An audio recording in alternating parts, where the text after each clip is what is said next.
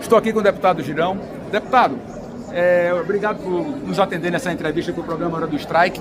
Deputado, inicialmente a questão do Alexandre de Moraes, do ministro, com a questão do Marcos Rubio, do assessor, etc., as denúncias contra crime contra, né, a humanidade, aquela coisa toda, era uma questão mais pessoal entre o ministro Alexandre de Moraes e suas ações entendidas como antidemocráticas, vamos dizer assim, pelo governo americano, mas o rumo está mudando, está levando para uma questão política, diplomática. Eu acho que isso pode ser muito prejudicial para o Brasil e para o cidadão brasileiro. O que é que o senhor tem a dizer sobre isso? Olha, as relações internacionais, elas devem ser regidas pela obediência às leis, pelo respeito mútuo, pelo respeito à soberania.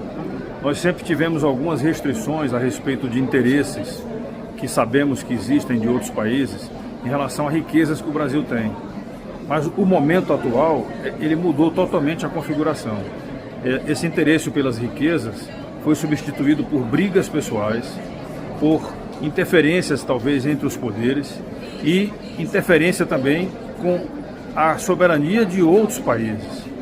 Claro, se nós temos um brasileiro morando nos Estados Unidos, devidamente acolhido pelo governo americano, e um dos poderes aqui precisa que esse brasileiro seja ouvido, determinar que ele seja ouvido nos Estados Unidos, sem a consulta diplomática ao país onde a pessoa está morando, já é um problema.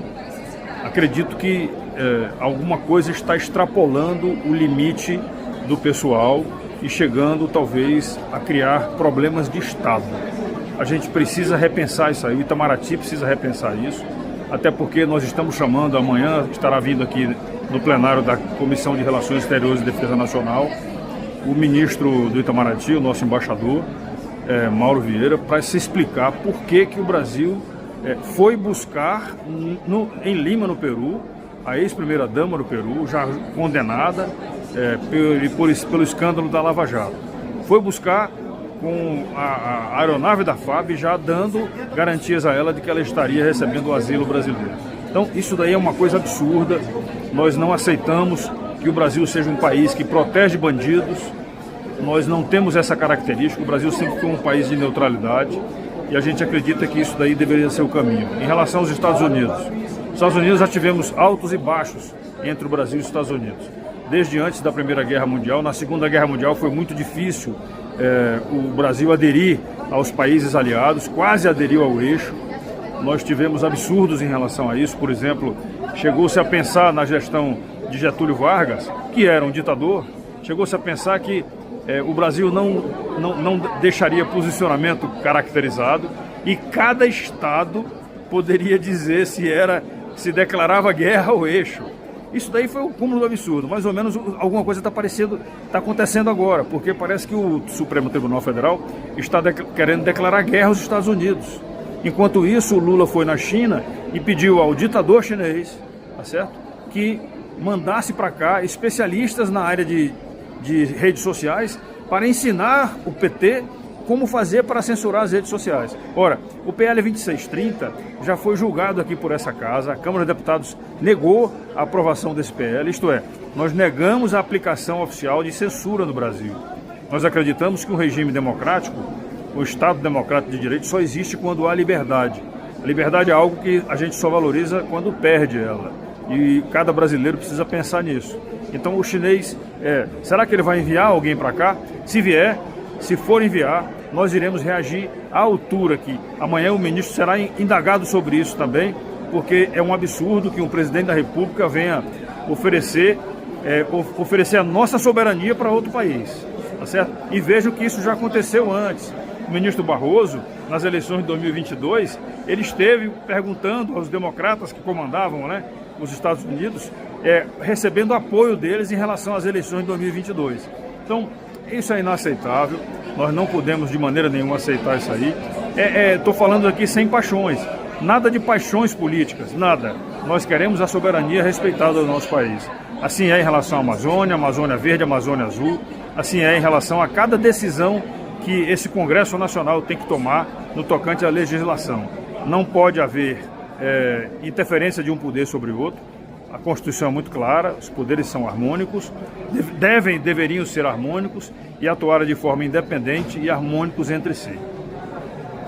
Obrigado, deputado. Bom trabalho. Olá, pessoal. Estou aqui com o senador Rogério Marinho. Senador, Congresso Nacional pegando fogo, todo esse imbróglio envolvendo essa questão, talvez pessoal, entre Alexandre de Moraes e o governo americano. Como o Senado está vendo toda essa confusão, vamos dizer assim, que está acontecendo nesse cenário? O Senado, eu não sei, eu posso falar por mim. Né? O que nós estamos assistindo é uma certa relativização e seletividade de um processo absolutamente normal. Né? Nós assistimos em 2017, 2018, né, mais de 50 comitês instalados pelo Partido dos Trabalhadores em vários locais do mundo, acessando a ONU, acessando o Tribunal Penal Internacional, OEA, né, denunciando o judiciário brasileiro, denunciando na época o presidente da República e dizendo que o Lula era um perseguido político. E não houve naquela oportunidade nenhuma ação por parte do Ministério Público, de partido político, no sentido de impedir que as pessoas pudessem se manifestar. Agora, no Brasil, existe um processo de seletividade. Nós temos inquéritos intermináveis e inquisitoriais, né, onde qualquer cidadão que ouse se posicionar contra aqueles que mandam no Brasil hoje, infelizmente, porque é uma hipertrofia de um poder sobre o outro, tem a possibilidade de serem processados e retirados da vida pública ou da vida civil. Então, são momentos desafiadores, momentos muito difíceis, né, mas que nós temos que ter a resiliência, a paciência e o foco necessário para conseguirmos sair do outro lado.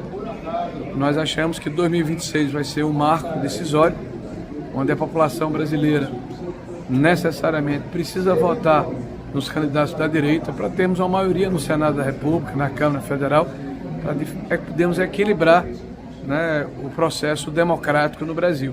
E o Senado fazer o seu papel, né, de fiscalizar e de impedir que hajam excessos de outros poderes, em especial do Supremo Tribunal Federal. Senador, sem tomar muito do seu tempo, sendo meu objetivo, eu fiz uma campanha ontem pedindo para o presidente Bolsonaro ter cuidado na hora que ele for fazer uma triagem nos candidatos que ele vai escolher para Senado no Brasil no ano que vem, para evitar que senadores descompromissados com o Brasil e compromissados apenas com sua causa venham.